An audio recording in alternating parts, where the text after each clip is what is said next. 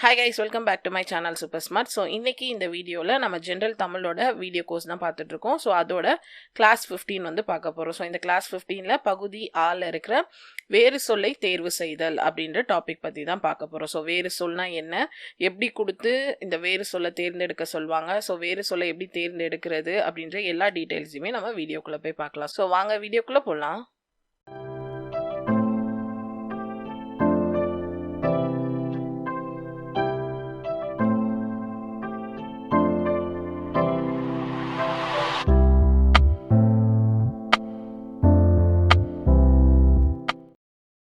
So இது வந்துட்டு உங்களுக்கு பகுதி ஆ, அதாவது பார்ட் ஏல இருக்கிற 10th டாப்பிக்காக வந்துட்டு இருக்கு. ஸோ வேறு சொல்லை தேர்வு செய்தல்.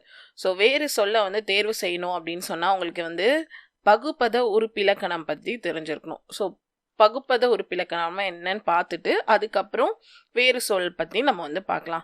ஸோ ஃபர்ஸ்ட் வந்து சொல் அப்படின்னா என்னன்னா ஒரு எழுத்து வந்து தனித்து இருந்தோம். ஸோ இப்போ நம்ம இதுக்கு முன்னாடி பார்த்தோம் ஒரு எழுத்து ஒரு மொழியில் வந்துட்டு ஒரு எழுத்து இப்போ தீ அப்படின்றது வந்து தனியாக தான் ஒரே ஒரு எழுத்து. ஸோ அதுக்குமே வந்து ஒரு பொருள் இருக்குது. அதே மாதிரி தான் ஒரு எழுத்து தனித்து இருந்தோ ஒன்றுக்கு மேற்பட்ட எழுத்துக்கள் வந்து தொடர்ந்து சேர்ந்து இப்போ வந்துட்டு சொல் அப்படின்றது 2 எழுத்து. ஸோ ஸோ 2 எழுத்து இல்லைனா 2க்கு மேற்பட்ட எழுத்துக்கள், அதான் ஒன்றுக்கு மேற்பட்ட எழுத்துக்கள் எல்லாம் சேர்ந்து ஒரு பொருளை வந்து தருதுன்னா அதுதான் நம்ம என்னன்னு சொல்கிறோம், சொல்லுன்னு சொல்கிறோம்.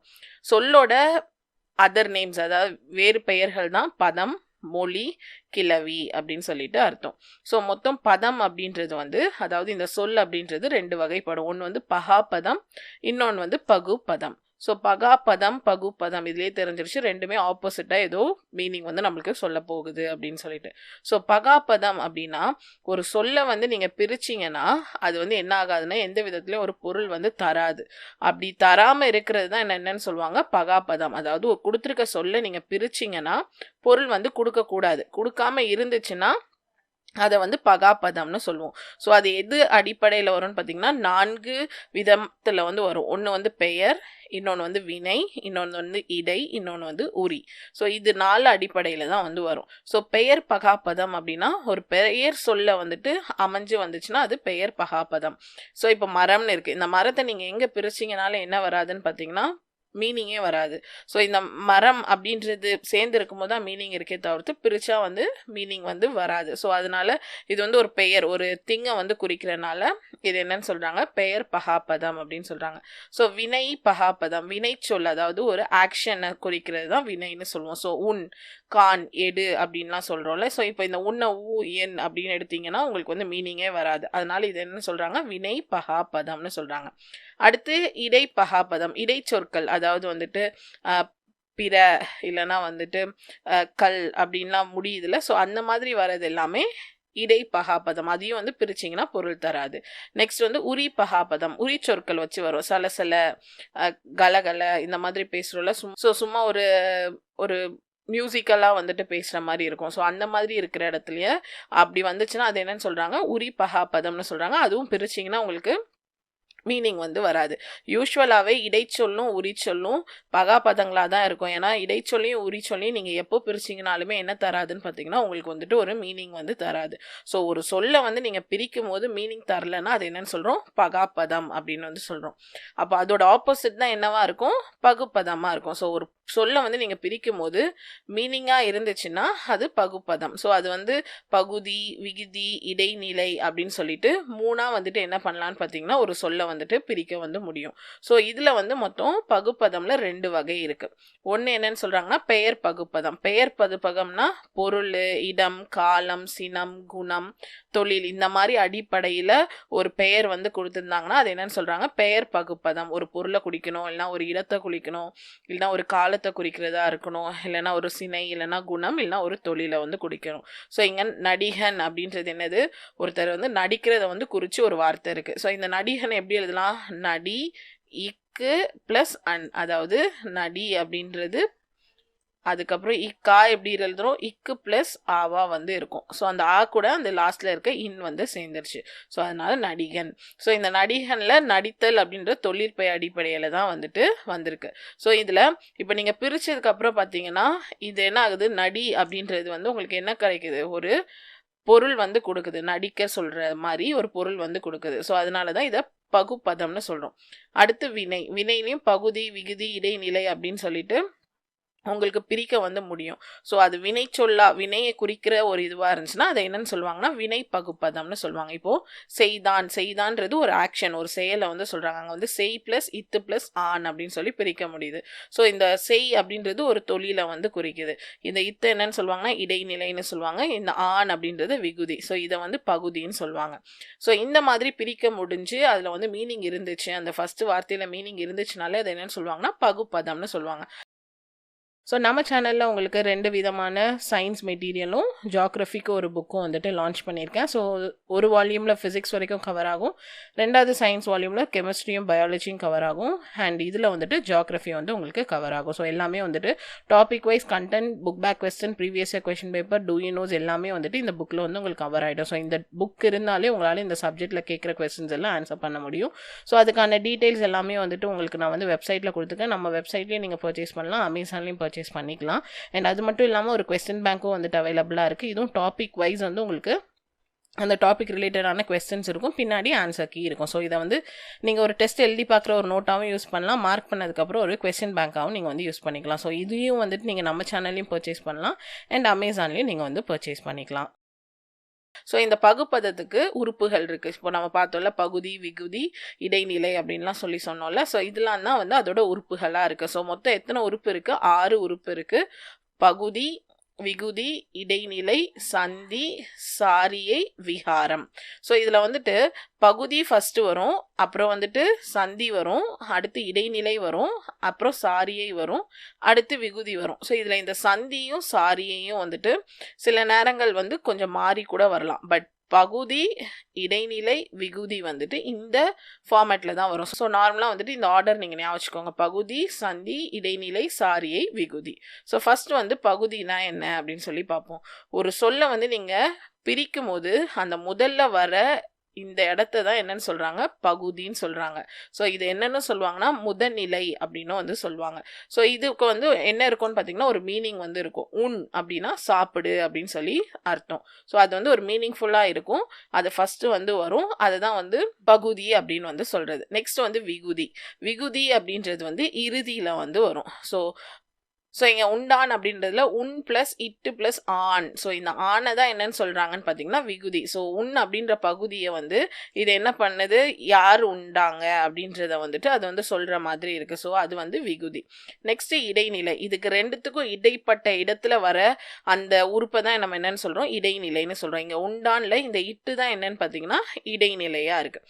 அடுத்து வந்து சந்தி. சந்தின்றது பகுதிக்கும் இடைநிலைக்கும் நடுவில் வரும் அப்படின்னு சொல்லி நம்ம முதலே பார்த்தோம். ஸோ இங்கே ஃபார்முலாவில் பாருங்கள், பகுதிக்கும் இடைநிலைக்கும் நடுவில் வர்றது தான் நம்ம என்னன்னு சொல்லுவோம்? சந்தி அப்படின்னு வந்து சொல்லுவோம். ஸோ இங்கே வந்து உருத்தும் அப்படின்னு சொல்கிறதுல உரு, இத், மறுபடியும் ஒரு இத்து வரும், வரும். ஸோ ஏன்னா இந்த இத்து ஒன்று, இந்த தூள மறுபடியும் ஒரு இத்து ப்ளஸ் ஊ இருக்கும். ஸோ 2 இத்து வருது. ஸோ இந்த இத்து என்னன்னு சொல்லுவாங்கன்னு பார்த்தீங்கன்னா சந்தின்னு சொல்லுவாங்க.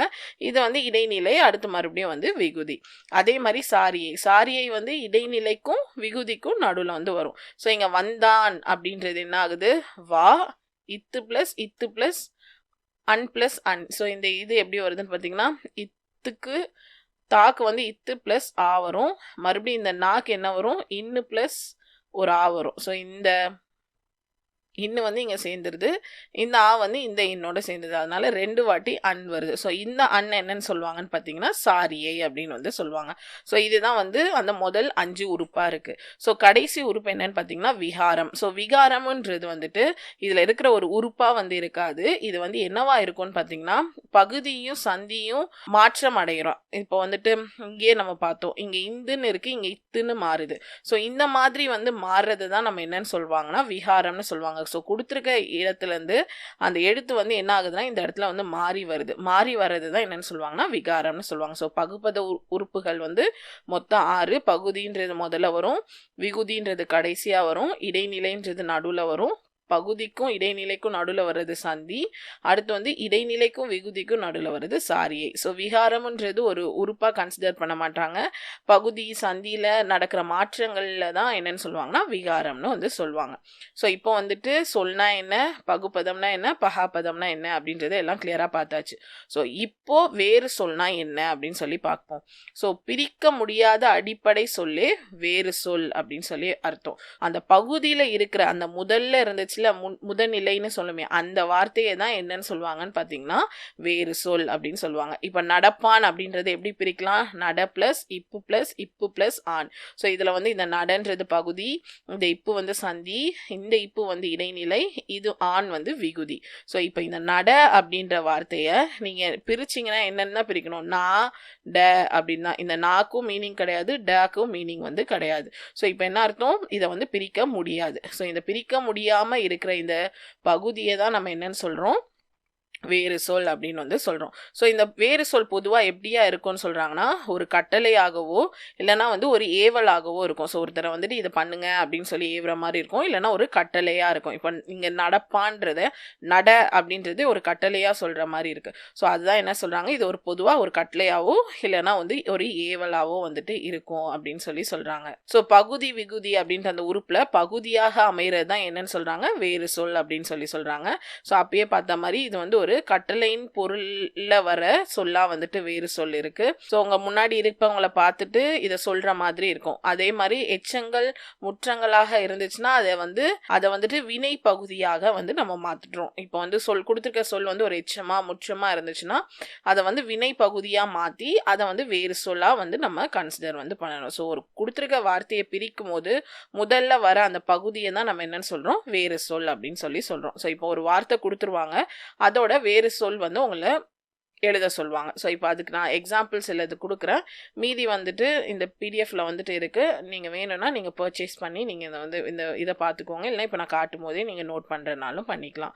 ஸோ ஆலேருந்து ஈ வரைக்கும் இருக்கிற வார்த்தைகள் வந்து நான் சொல்கிறேன். ஸோ ஃபர்ஸ்ட் வார்த்தை என்னன்னு பார்த்தீங்கன்னா அகல்நான். ஸோ அகல்நான்ல பகுதி ஃபர்ஸ்ட் நம்ம பிரிக்கும் போது என்னன்னு சொல்லுவோம், அகல் அப்படின்னு சொல்லுவோம். ஸோ அதுதான் வந்துட்டு வேறு சொல். நெக்ஸ்ட் வந்து அகன்று, அகல். அடுத்து அடைந்தோம், அடை. அணிந்தான், அணி. நெக்ஸ்ட் அறிந்து, அறி. அறியது, அருமை. நெக்ஸ்ட் வந்து அறிந்தான், அறி. அடித்தல், அடி. அலறல், அலறு. அருளினார், அருள். அருந்தது, அரு. நெக்ஸ்ட் அறுவடை, அரு. அவிழ்ந்தது, அவிழ். அறியாது, அரி. அக்கினான், அக்கு. அறைந்தான், அறை. ஆண்டாள், ஆள். ஆடினாள், ஆடு. ஆளந்தார், ஆள். அடுத்து இனிது, இனிமை. இனிப்பு, இனிமை. இயல்பியல், இயல்பு. இறந்தார், இட, இடு. ஸோ நம்ம இந்த மாதிரி இனிது இனிமை எல்லாம் வரும்போது நம்ம பிரித்தெழுதுகளை பிரிக்கும் போதே இனிமை அப்படின்னு சொல்லிட்டு தான் வந்து பிரிப்போம். ஸோ அதனால தான் அந்த ஃபர்ஸ்ட் பகுதியை வந்துட்டு நம்ம வந்துட்டு வேறு சொல்லா வந்துட்டு எழுதியிருக்கோம். ஸோ இந்த மாதிரி தான் உங்களுக்கு மற்ற எல்லாமே வந்துட்டு இருக்கும். ஸோ லாஸ்ட்டாக சில வார்த்தைகள் பார்ப்போம். ஸோ வா வரிசையில் வரதை பார்ப்போம். வந்தான், வா. வருவார், வா. வாழ்ந்தான், வாழ். விட்டான், விடு. விற்றான், வில். வென்றான், வெல். வெட்டினார், வெட்டு. வேரல், வேல். வைத்தான், வை. ஸோ இந்த மாதிரி வார்த்தைகள் தான் வந்துட்டு வேறு சொல் அப்படின்னு சொல்லி வரும். ஸோ இப்போது நெக்ஸ்ட் வீடியோவில் நம்ம நெக்ஸ்ட் டாபிக் என்ன கொடுத்துருக்காங்கன்னா இந்த வேறு சொல்ல கொடுத்துருவாங்க. இப்போ வேறு சொல்லுனா இப்போ வந்துட்டு இர, அணி, அலை அப்படின்ற இந்த வேறு சொல்ல கொடுத்துருவாங்க. வேறு சொல்ல கொடுத்துட்டு அதுக்கூட வினை முற்று, வினையாளனையும் பெயர், தொழிற்பெயர்லாம் வந்துட்டு எழுத சொல்லுவாங்க. ஸோ அது வந்து நம்ம நெக்ஸ்ட்டில் வந்து பார்ப்போம். ஸோ இப்போ வேறு சொல்னா என்ன அப்படின்னு உங்களுக்கு எழுத தெரியணும். ஸோ வேறு சொல்ல வச்சு உங்களுக்கு 2 கொஸ்டின் வந்து வரும். ஸோ வேறு சொல்ல வந்து கண்டறிக அப்படின்னு 2லேருந்து 3 கொஸ்டின் வரலாம். ஸோ வேறு சொல்ல எப்படி கண்டறிகிறது அப்படின்றது இந்த வீடியோவில் வந்து உங்களுக்கு கிளியராக சொல்லி கொடுத்துருக்கேன். அகெயின் உங்களுக்கு புரியலன்னா இன்னொரு வாட்டி கூட நீங்கள் மறுபடியும் இந்த ப்ளே பண்ணி பாருங்கள். ஸோ இந்த பிடிஎஃப் வேணுன்னா கீழே டிஸ்கிரிப்ஷன் பாக்ஸில் லிங்க் கொடுத்துருக்கேன், நீங்கள் அதுலேருந்து பர்ச்சேஸ் பண்ணிக்கலாம். ஸோ இந்த வீடியோ உங்களுக்கு பிடிச்சிருந்தா லைக் பண்ணுங்கள், ஷேர் பண்ணுங்கள், என் மறக்காம சேனலில் சப்ஸ்கிரைப் பண்ணுங்கள். தேங்க்யூ.